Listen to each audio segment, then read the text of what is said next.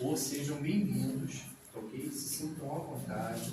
Qualquer dúvida, tá? Esclarecimento sobre a organização da casa, das diretrizes, a nossa diretoria aqui, tá? Ou mesmo um companheiro do lado aí, tá? Pode estar orientando. E lembrando que nós temos aqui uma evangelização aqui que está acima da curva, vamos assim dizer, é 120%. Tá? Mas é verdade, tá? O pessoal tá, ó. E nós vamos ler o livro, né? José Carlos de Luca, O Médico Jesus. Mente curável. Interessante que hoje eu, por volta de meio-dia, eu liguei o rádio, né? E estava ouvindo uma palestra sobre o que a mente, né? O que a mente pode provocar na gente, né? Em todos os sentidos, né? De trabalho, de doença. E vamos lá, uma leitura. A ideação da transformação interior com consequente mudança de atitude para a constante edificação pessoal torna-se eficiente psicoterapia por modificar os campos estabelecidos e novas ondas de sutil energia passarem a irradiar-se, alterando as estruturas das partículas celulares, que se encarregarão de restabelecer as áreas afetadas, produzindo a saúde. Bezerra de Menezes. Crie cada vez mais paisagens mentais alegres, otimistas, saudáveis. Na mente pessimista está a maioria das nossas doenças.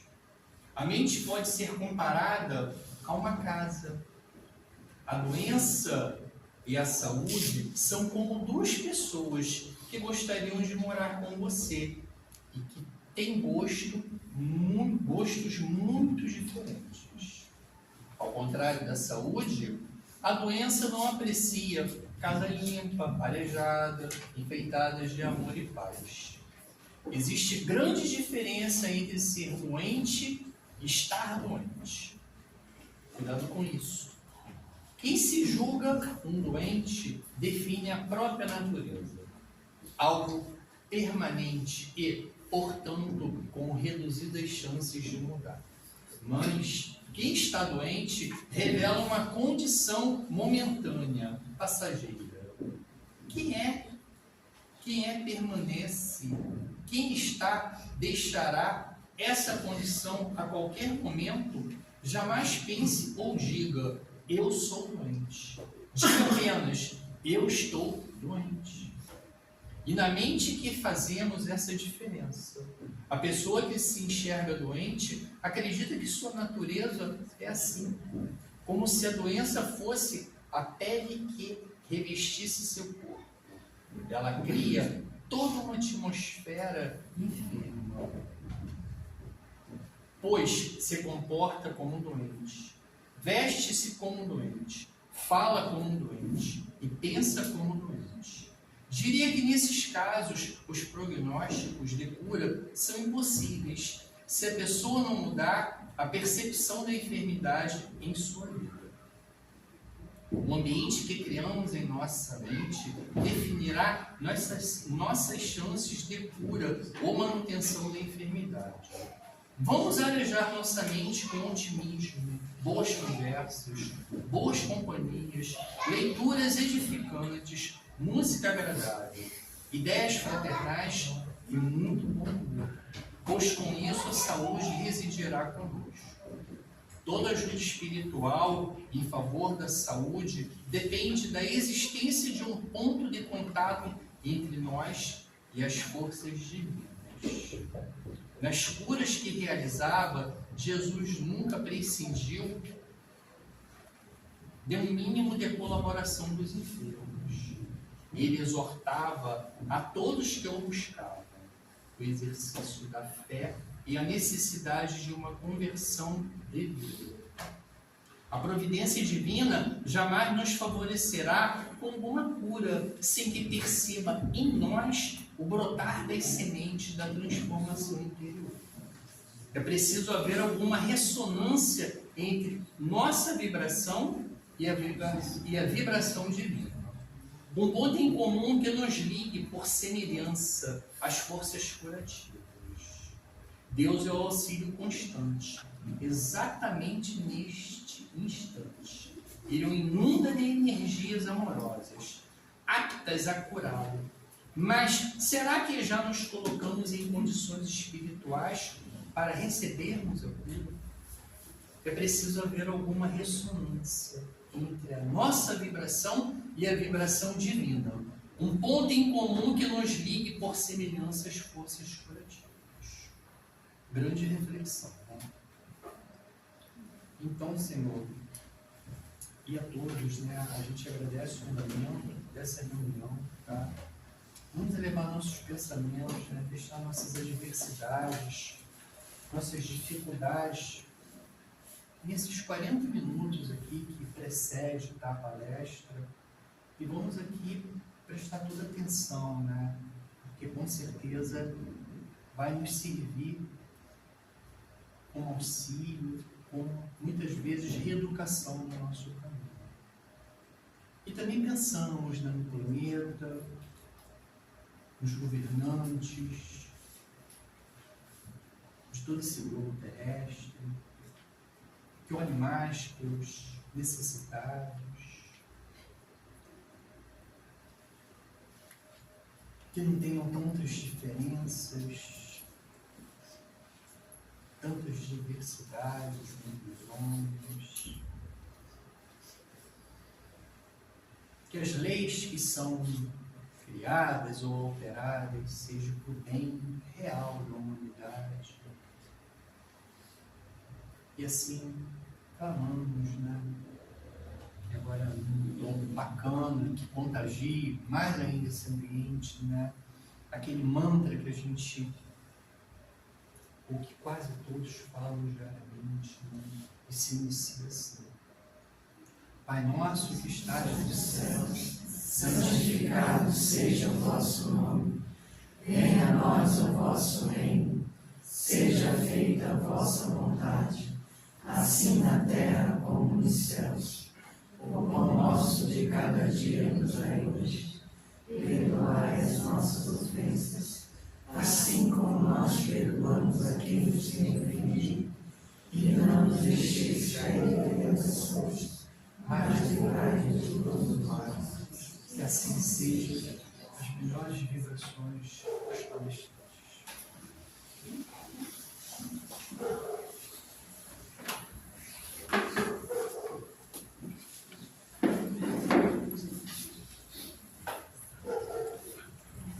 Uma boa noite a todos. Boa noite. É uma alegria estar aqui nesta casa pela primeira vez, agradecendo o convite do seu César, da Marielle, também do seu Nazário. E para mim é uma alegria muito grande trazer este tema aos irmãos, vício e virtude, que foi um trabalho feito com o saudoso João César Céu. Não sei se o seu César conheceu. Vem falar. E foi o último trabalho que nós apresentamos juntos. Cada vez que eu vou apresentar esse tema, é natural para mim a emoção. Então, começando falando de virtude. O seu Céu é uma pessoa que gostava muito da parte de símbolos e ele queria, encontra um símbolo para representar a virtude. E eu encontrei o diamante. O diamante ele simboliza a verdade, a pureza, a perfeição. Nós vamos encontrar no Evangelho segundo o Espiritismo que a virtude, em seu mais alto grau, comporta o conjunto de todas as qualidades essenciais que constituem o homem de bem. Ser bom, caritativo, laborioso, sóbrio, modesto, são qualidades do homem virtuoso. E a exemplo da virtude, ele também queria que encontrássemos um símbolo para o vício. Não foi muito fácil de achar, mas encontrei essa bola aqui de ferro que era colocada no tornozelo dos prisioneiros, né, há muito tempo atrás. E ali os irmãos podem ver que na bola nós temos algumas imagens de vícios físicos bem conhecidos. O vício é tudo aquilo que escraviza o homem e o torna refém de seus instintos. São hábitos negativos, repetitivos, causadores de males ao próprio viciado e ou às pessoas que estão ligadas a ele. Tem sua origem no latim, vitio, que significa defeito ou falha. Então são hábitos que vão atrapalhando a nossa caminhada evolutiva. E Hamed vai nos dizer que viciados são todos aqueles que se enfraqueceram diante da vida e se refugiaram na dependência de pessoas ou substâncias. Então, com essa afirmação de Hamed, somos levados a refletir que esta conceituação de vício é muito mais ampla do que normalmente nós costumamos entender, ligando essa expressão a determinados vícios físicos que vão preencher esse conceito que a gente, por vezes, encontra. Assim, para efeitos aqui meramente didáticos, nós vamos elencar vícios físicos e vícios morais para iniciar o nosso tema da noite. Vícios físicos, nós temos a glutonaria, tabagismo, o alcoolismo, a toxicomania, a sexolatria. Há outros, mas normalmente na literatura espírita ou acadêmica são esses que a gente acaba encontrando. E os vícios morais? Nós temos a inveja, o ciúme, a maledicência, a preguiça, a vingança, o rancor. Com relação ao rancor, tem um pensamento de Joana de Ângeles, que ela nos diz assim: quem guarda rancor coleciona lixo moral e, consequentemente, acaba enfermando. Nós temos a vaidade, o orgulho. Sobre o orgulho, Santo Agostinho vai nos dizer que o orgulho não é grandeza, mas é inchaço. E o que está inchado parece grande, mas não é sadio.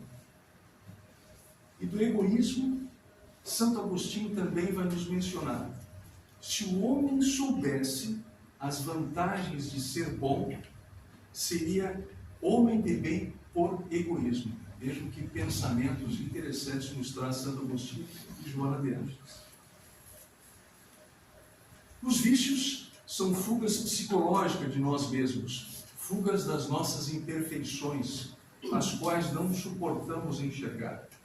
E todos nós aqui temos conhecimento da complexidade que é o vício, da forma como ele se apresenta em nossas vidas, no que diz respeito ao seu tratamento. Por isso, nós devemos trabalhar no oposto, que é a sua prevenção, porque ela é mais fácil e vai nos trazer resultados ainda no momento atual. E tudo que nós não precisamos são de outros fatores que venham a dificultar esse combate, porque é um verdadeiro combate que a pessoa acaba travando para se livrar de um vício. Quem já foi assolado por um vício ou conhece alguém que já sucumbiu aos seus prazeres, sabe o quanto é difícil essa luta. E, em razão dessa dificuldade, tem um fator também complicador, que é a propaganda.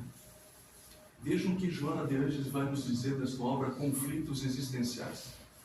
A ampla divulgação pela mídia quanto ao indivíduo que faz uso do cigarro o coloca em uma posição de conquistador invejável e realizador de façanhas poderosas. Esta obra aqui, a gente precisa fazer um registro. Ela foi publicada em 2005. Felizmente, as propagandas de cigarro no Brasil estão proibidas desde 2011. Mas a questão não é só uma legislação. Aqui, ela fala especificamente do cigarro. Mas e os outros vícios? E aqueles que aparecem de uma forma camuflada, às vezes num filme que nós vemos, numa série. Então, esse alerta da Joana de Ângeles é importantíssimo para nós. Por quê? O caminho a ser percorrido por cada um de nós é longo nas estradas da vida. E por vezes nós nos deparamos com situações que nos seduzem a desviar deste caminho.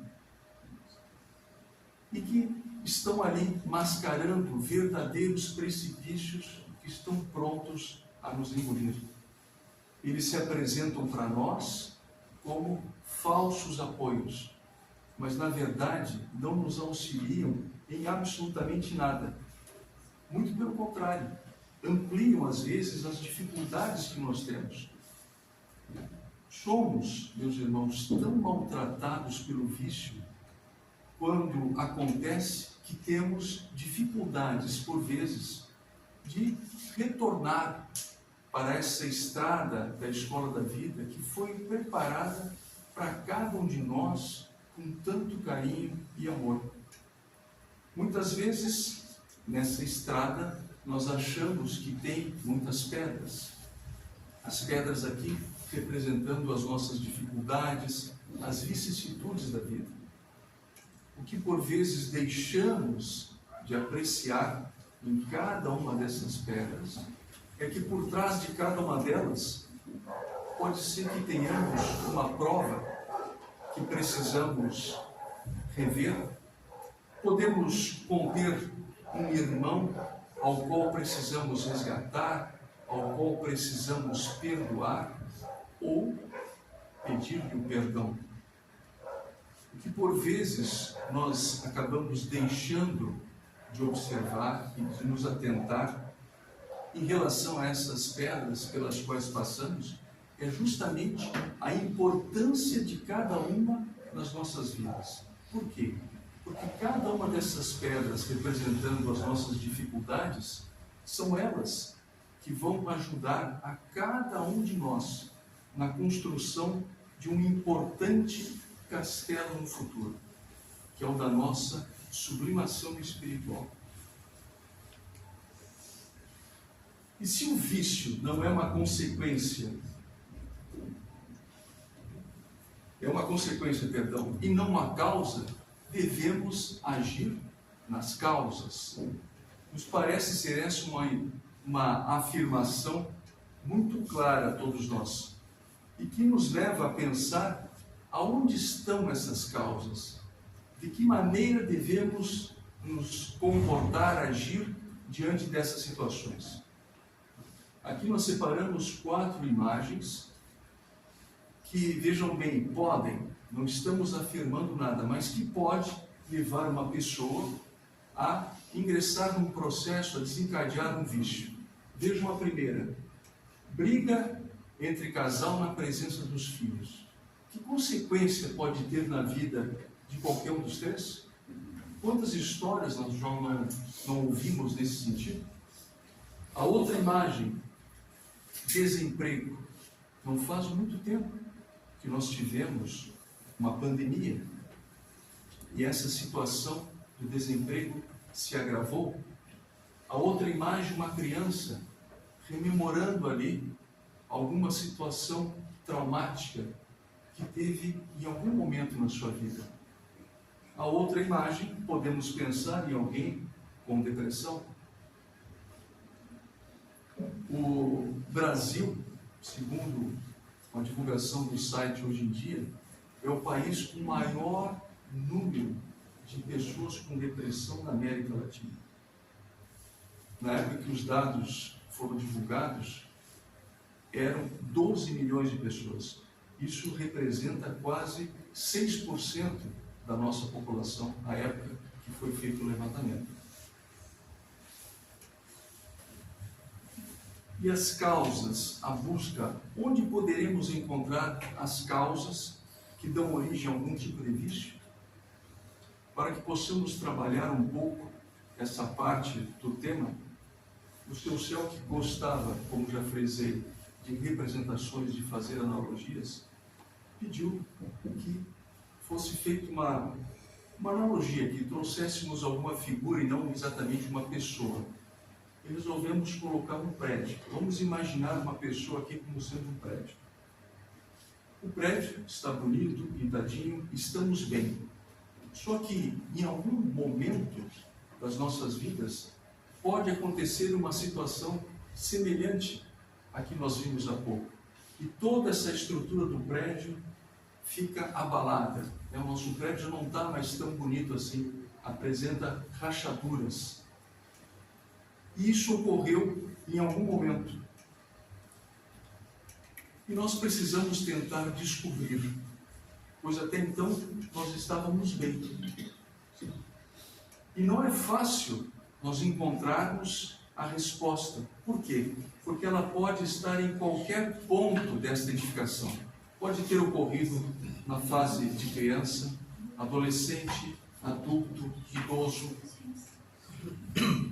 O problema é que muitas vezes a causa não está nessa parte da estrutura que nós vemos, do terraço aqui, do térreo, né, para cima.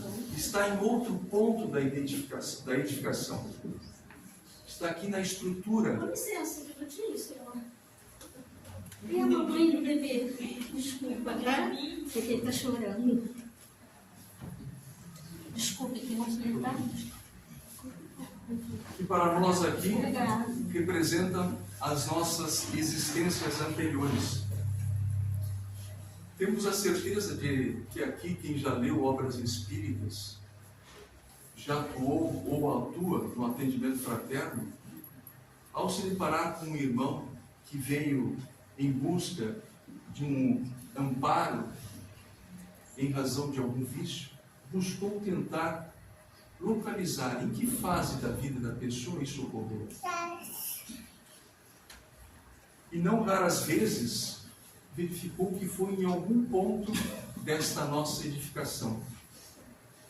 Vejam, meus irmãos, o quanto é complexo o trabalho que desenvolvem psicólogos, psiquiatras, terapeutas, enfim, profissionais da área de saúde, que se prontificam a ajudar um irmão que se encontra dependente de um vício.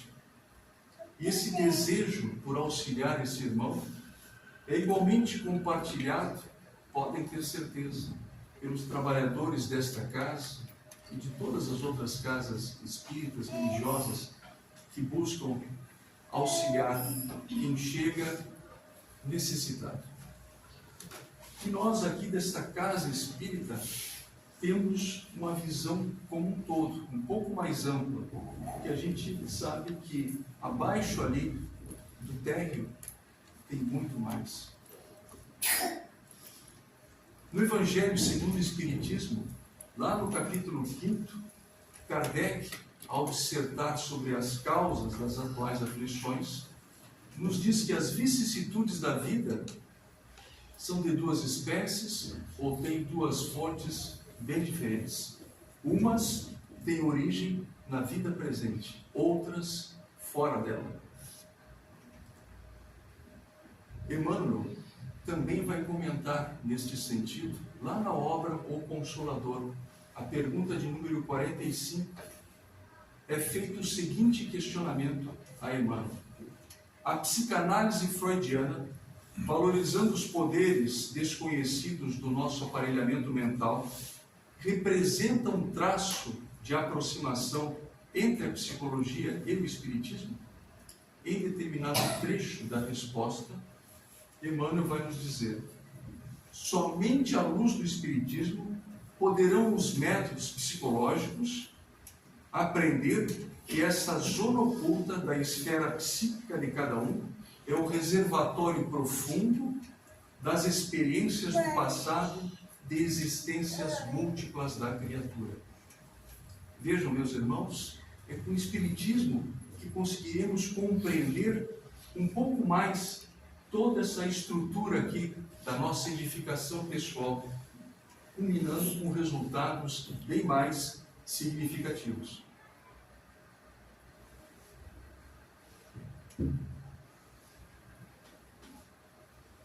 O vício pode ser um erro de cálculo na procura de paz e serenidade, porque todos queremos ser felizes e ninguém conscientemente busca de propósito viver com desprazer, aflição e infelicidade, nos diz Hamed. Hamed vai nos dizer que hábitos preferidos se formam através do tempo e vão se sedimentando com repetidas manobras mentais. Então, o que funcionou muito bem para nós num determinado momento da nossa vida, qual é a nossa tendência? É de repetirmos em outras situações semelhantes. Aí a estratégia psíquica passa a ser a seguinte: se eu tenho um problema, preciso beber algo para resolver. Se eu tenho um problema, vou comer alguma coisa. Se eu tenho um problema, vou dar aquela fumada, né? Então sempre vamos repetindo essas manobras. E o vício, diz ele, aparece constantemente onde há uma inadaptação à vida social. São hábitos, diz ele, destrutivos que a pessoa utiliza, né? São métodos que ela vai assumir nesta existência ou mesmo traz de outras existências, como uma forma inadequada de promover a segurança e sua proteção. E por que ocorrem esses erros de cálculo? Ele nos diz: em razão do temor das provas e dos perigos naturais da caminhada terrena. Pode nos levar a uma suposta fuga. Os dependentes, diz ele, negam o seu medo e se escondem à beira do caminho. Interrompem a sua procura existencial, dificultando assim o fluxo do desenvolvimento espiritual que acontece com cada um de nós justamente através das novas experiências. Esse não enfrentamento nosso dos problemas que ainda trazemos conosco faz com que a pessoa, ao invés de enfrentar esses problemas, buscar resolvê-los, né? Buscar encontrar as alternativas que são possíveis, prefira o quê? Postergar, esconder, como se costuma dizer, colocar para baixo do tapete. Passamos assim a bloquear automaticamente muitas situações que até seriam desagradáveis, muitas das vezes, né? Para a solução de um determinado problema que estamos vivendo, ao invés de o quê? Vamos analisar esse problema, vamos tentar ver qual seria a melhor alternativa, quem pode me ajudar de repente a encontrar essa solução.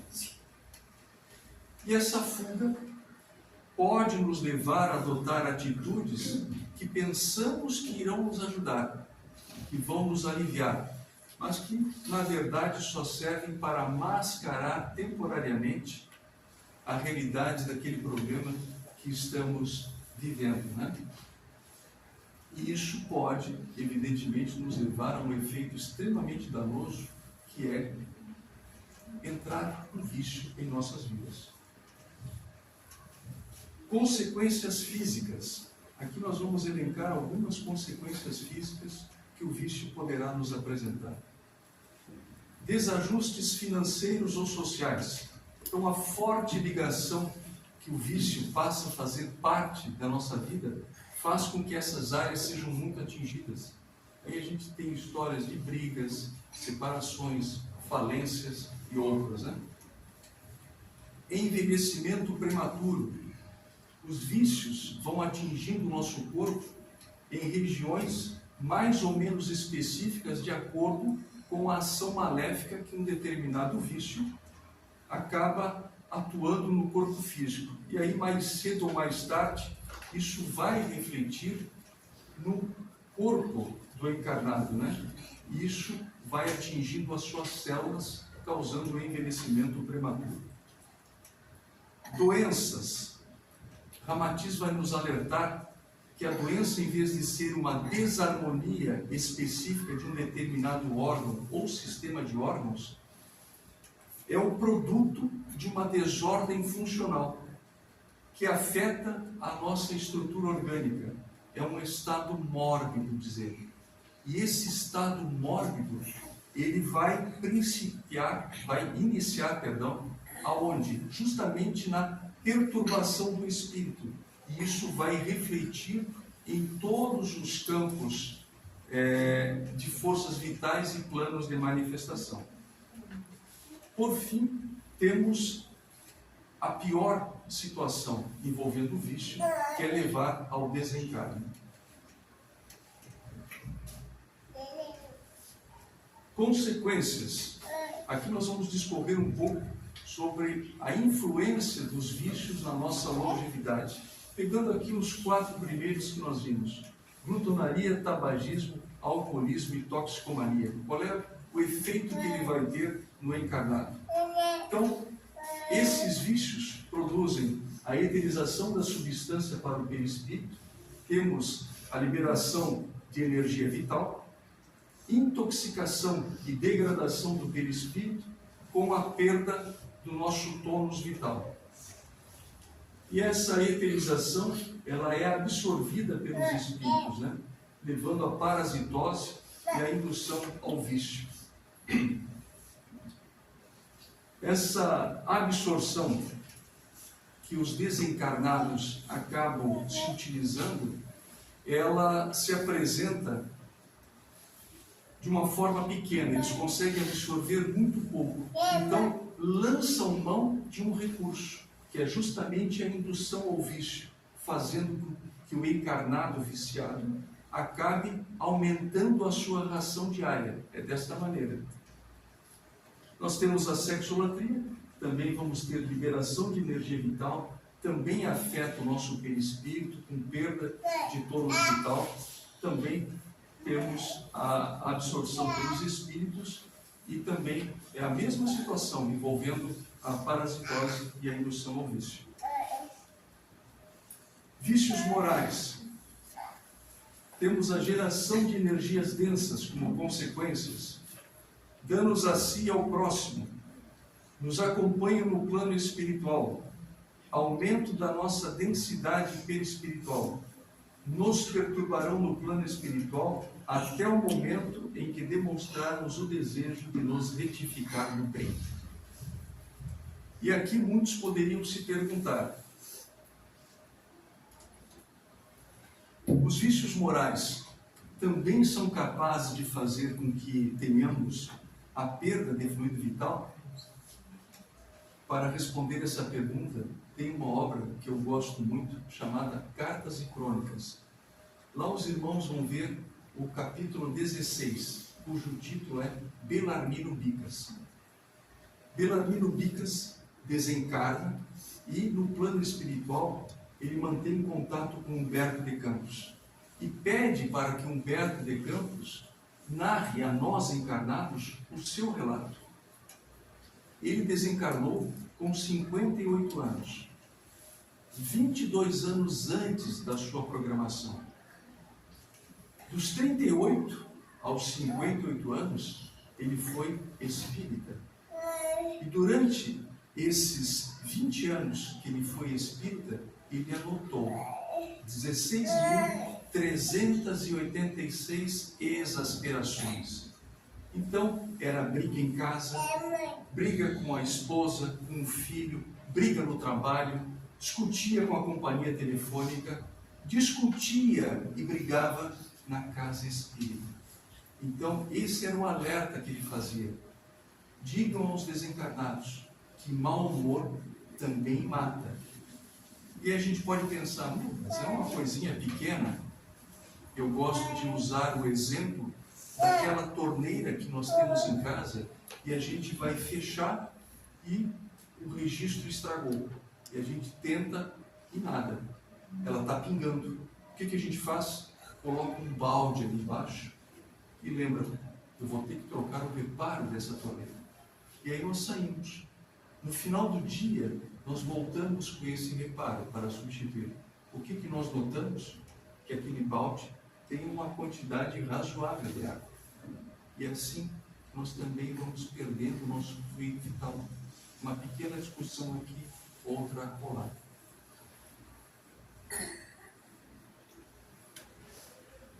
A ação obsessiva está presente em qualquer dependência viciosa. Ao se referir ao tabagismo, Joana de Ângeles vai nos dizer o seguinte: fenômeno especial ocorre nesse como em qualquer outra dependência viciosa, que é a presença de espíritos igualmente enfermiços, que se utilizam do paciente para a convivência obsessiva, dando prosseguimento aos hábitos infelizes em que se compraziam, e ora sentem falta, em face da ausência da organização física, ou seja, do corpo carnal. Mas para que a gente possa melhor compreender exatamente como funciona essa ação obsessiva, nada melhor do que um vídeo. Trouxe um vídeo para os irmãos que foi produzido pela TV Mundial de Espiritismo, que demonstra exatamente como ocorre essa ação obsessiva sobre o viciado. Prestem atenção bem ao vídeo, e ao final do vídeo nós teremos alguns pequenos textos de obras igualmente importantes para que todos observem o que está lá.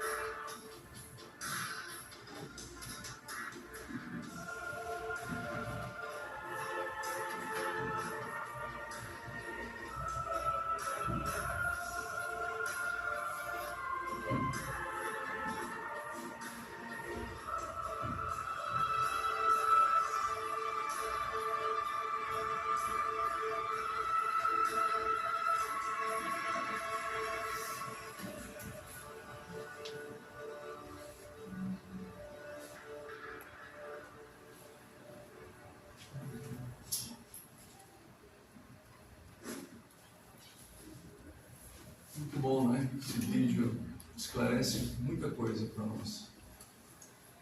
E duas coisas importantes eu gostaria de destacar no vídeo. A eterização da substância ali sendo absorvida pelo espírito obsessor e a ligação psíquica que se estabeleceu entre os dois. E ao vermos este vídeo, não tem como não recordarmos da descrição feita por André Luiz nessa obra Sexo e Destino, onde o personagem Cláudio tomava a sua dose de whisky, sentava, e daqui a pouco ele tinha uma vontade incontrolável de tomar mais 2 doses. Era o primeiro obsessor a reclamar a sua cota. Ele tomava, sentava, de novo vinha aquela vontade. Era o segundo obsessor reclamando a sua cota. E André Luiz nos alerta, né, que não podemos esquecer que somos livres para sugerir ou assimilar qualquer coisa. Quando alguém se encontra vivenciando um vício, seja qual for, sente-se exatamente assim, como se estivesse em uma prisão. Está tão preso a ele que poucas são as situações em que consegue sair sem algum tipo de ajuda. Não raras as vezes, quando nós nos deparamos com irmãos nessa condição, verificamos que demonstram uma desilusão, um desamparo emocional, uma baixa autoestima, né? Percebe-se um vazio existencial. A grande passagem aberta ao vício, o sinal verde que damos para que ele adentre a vida de um irmão, acorrentando-se a ele, é justamente a sua invigilância, a sua desídia para com a sua conduta moral, que culminará com consequências físicas e espirituais que, na grande maioria das vezes, ele não tem a mínima ideia da dimensão que isso pode tomar. Quando nos mantemos vigilantes a nossos pensamentos, às nossas palavras, desejos e ações, e associamos essa vigilância ao poder da oração, oração que nos conecta com a espiritualidade amiga, mensageiros do Cristo, nos fortalecemos. Assim seremos capazes de nos manter esta porta que representa aqui a nossa casa mental fechada, protegida de qualquer energia prejudicial que possa causar um desequilíbrio, né, em nossas vidas. No entanto, se nós vacilarmos, se nos descuidarmos, bastará baixarmos as nossas defesas para que o vício possa encontrar a oportunidade de se apresentar em nossas vidas. E nós já sabemos que se deixarmos o vício entrar em nossas vidas, com ele vem a companhia de irmãozinhos menos felizes, né? Que encontram na mesma faixa de sintonia que agora sintonizamos, transformando as nossas vidas nos seus mais variados aspectos, para que possamos reverter este quadro, retomar o momento anterior de que falávamos.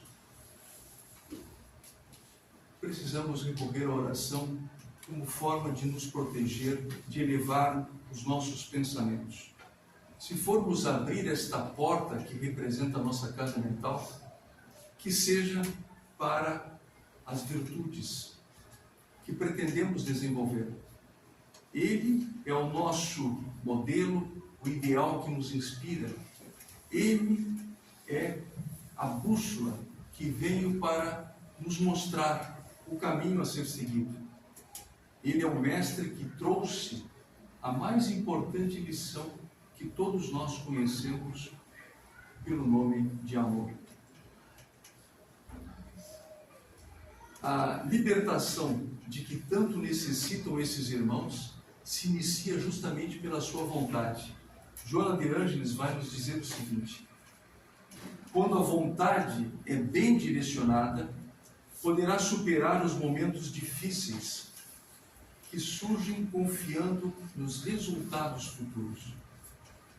Quando essa vontade se instala nesse irmão, quando ele quer novamente assenhorar-se de si, dá os primeiros passos para a sua transformação moral.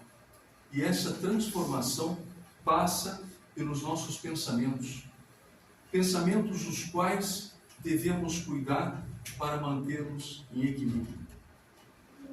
Ramatiz vai nos dizer o seguinte: a mente equilibrada, só habituada a pensamentos construtivos e renovadores, é contínuo foco de atração de energias que são capazes de operar as mais vigorosas modificações plásticas no organismo carnal.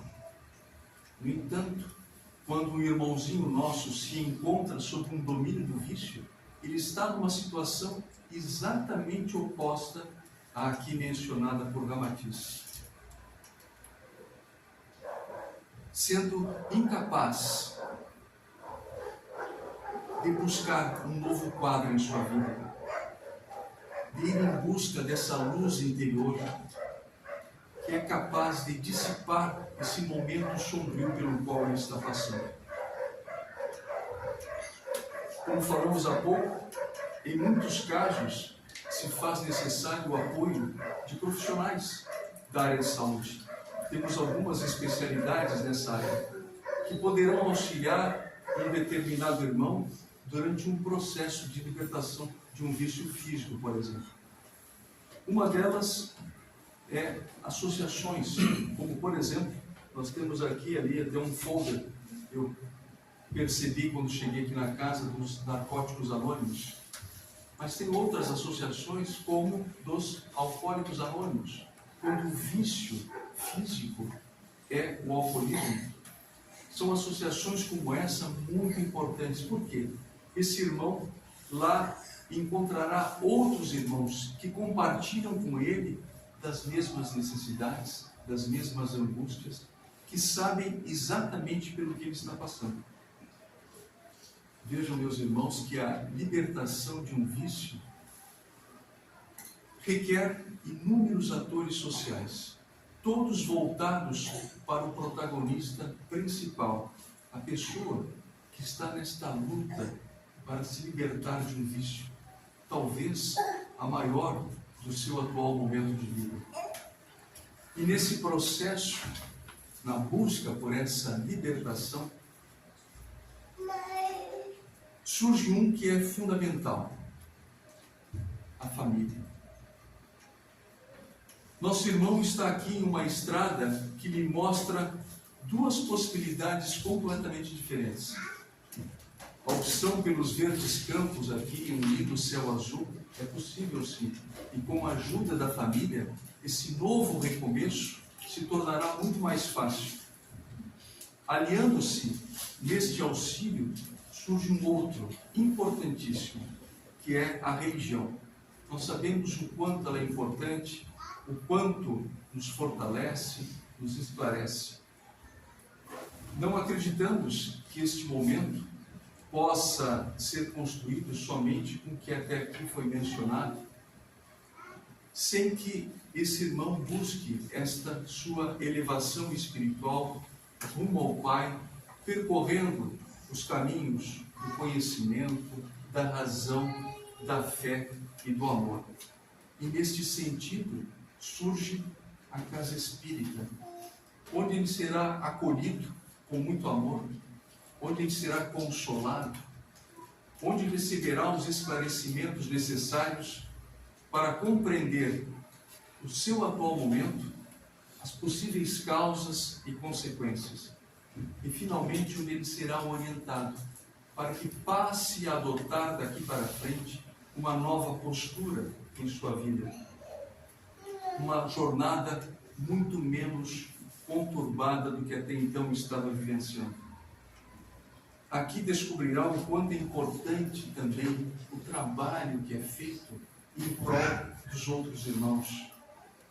O quanto o estudo nobre e o exercício constante de sentimentos elevados são as grandes ferramentas, os grandes remédios para esta alma que busca a sua regeneração. Na questão 913, Kardec pergunta: qual é o pior dos vícios? E a resposta, já dissemos inúmeras vezes, que é o egoísmo, porque é dele que emana todo o mal. Estudem todos os vícios e verão que no fundo de todos eles o egoísmo está presente. Você combaterá inutilmente seus vícios e não conseguirá extirpá-los enquanto não atacar o mal pela raiz. Todos os esforços devem ser justamente para que possamos direcionar todas as nossas forças no combate ao egoísmo, porque ele é que é a verdadeira chaga da sociedade. Continuando a resposta, aquele que quiser se aproximar da perfeição moral, já nesta vida, deverá retirar de seu coração todo o sentimento de egoísmo. Por quê? Porque ele é incompatível com a justiça, com o amor e com a caridade. E por fim, o egoísmo neutraliza todas as outras qualidades. Na casa espírita, aprendemos também que vício e virtude apresentam resultados opostos. Vamos elencar aqui algumas consequências de modo comparativo. Vício é um esforço, virtude é uma conquista. Vício, manifestação do primarismo. A virtude, manifestação de conquista espiritual. O vício, fonte de satisfação externa e finita. A virtude, fonte de satisfação interna e permanente. Vício, desagrega o perispírito. A virtude gera equilíbrio, luz e leveza ao corpo espiritual. O vício, gerador de efeito negativo. A virtude, gerador de efeito positivo. O vício, sintonia com entidades viciosas, obsessoras. A virtude, mente interconectada ao mais alto. O vício, sempre, substitui Deus nos bons e maus momentos. A virtude manifesta o sentimento da fé em Deus. Esse irmão que aqui chega também vai compreender com muito mais propriedade por que o vício e virtudes são antíteses. Então são todos esses hábitos que devemos buscar realizar em nossas vidas, buscando o nosso crescimento e fortalecimento espiritual. Então vamos focar a nossa atenção em bons hábitos. Essa é a melhor maneira de deixarmos os vícios para trás. São essas virtudes que vão criando em torno de nós barreiras, não permitindo que o vício chegue em nossas vidas. Aqui na casa espírita, esse irmão que está na busca por esse novo alvorecer na sua vida, vai descobrir também que levar à prática o estudo, a prece para dentro do seu lar, fazendo com que essas ações envolvam não somente ele, mas também a sua família, é fundamental. Então a troca dos vícios por virtudes também passa pela evangelização no lar. Por quê? É justamente no Evangelho no lar, nesse nosso encontro semanal marcado com Deus, que temos a oportunidade de nos congraçarmos com o Pai, na célula social mais importante que existe, que é a família. Kardec vai nos lembrar que aquilo que faz a verdadeira grandeza do céu e que não se perde nunca, as virtudes. E é ele, Kardec, que nos lembra lá no capítulo 15 do Evangelho, que toda a moral de Jesus se resume na caridade e na humildade, ou seja, as duas virtudes contrárias justamente ao egoísmo e ao orgulho. Em todos os ensinamentos de Jesus, ele mostrou essas virtudes como sendo o caminho da nossa felicidade eterna. Concluindo, bem-aventurados os aflitos, porque serão consolados. Aqui na casa espírita, este irmão que está em busca de um novo alvorecer em sua vida, encontrará, não tenham dúvida, inúmeros trabalhadores do plano físico aqui, encarnados, uma equipe espiritual, todos de braços abertos, seguindo o exemplo de Jesus, pronto para acolher aqueles que necessitam. Que possamos, meus irmãos, levar esse abraço amigo, fraterno do nosso Mestre Jesus. Que os irmãos possam também levar a cada irmão, a cada familiar, a cada amigo que por alguma razão não pôde hoje aqui comparecer, esse abraço do Cristo. Muito obrigado a todos. Viva Jesus!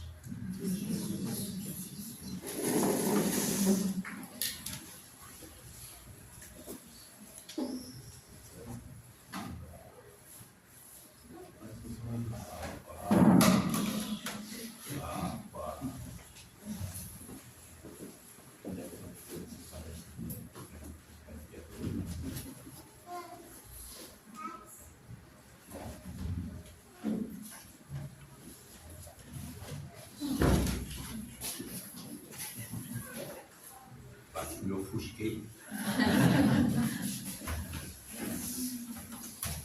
Bom, depois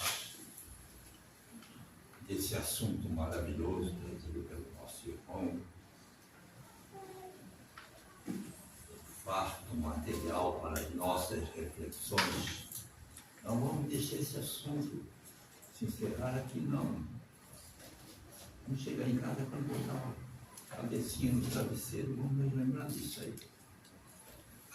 Que tem tudo a ver conosco, né, amigo? Tem tudo a ver com cada um de nós. Estamos lembrando tudo disso. Quem que disse? Quem que disse? Estamos muito longe para garimpar algum tipo de vício que nós possuímos. Então, a doutrina espírita nos aponta o grande problema da humanidade é pouca atenção a Deus e a Jesus. Vez por outra, alguém se refere assim, ó, vidas sem Deus justifica esse caos que nós estamos vendo. Nosso planeta está se desintegrando, gente. Não é isso? Mas Deus permite. Aqueles que continuam segurando na mão de Deus, na mão do Cristo, como diz um trecho da Bíblia, nenhum mal se aproximará da sua morada, da sua terra. Então vamos agradecer a Deus. Pai, tem de piedade de todos nós, que demoramos tanto para acordar. Pousa a tua poderosa mão sobre o nosso entendimento, Senhor. Ajuda no nosso despertar, para que não apenas tentando espiar, quer dizer, fazer diferente daqui para frente, mas nós ainda possamos ser uma pessoa empenhada em ajudar os outros também a acordar. A prece, Senhor. Pai nosso, que estás nos céus, santificado seja o vosso nome. Venha a nós o vosso reino. Seja feita a vossa vontade, aqui na terra como nos céus. O pão nosso de cada dia dai-nos hoje. Perdoa, Senhor, as nossas imensas fraquezas, que são tantas, assim como nós perdoarmos a tudo e a todos. não nos deixes cair em novas tentações, mas livra-nos de todo mal, porque teu é o reino, o poder e a glória, para todos sempre. Que assim seja, Pai, que assim seja, Cristo Jesus. Abençoe o nosso irmão pelo Cleio, pelo pão e pela água da vida que ele foi instrumento do Cristo e do nosso Pai. Devolvo a palavra ao Nazaré. Vamos só agradecer ao nosso irmão por tudo e pedimos a todos que permaneçam sentados e a seguir teremos o passe e serão chamados de novo da manhã. Muito obrigado e uma boa noite a todos.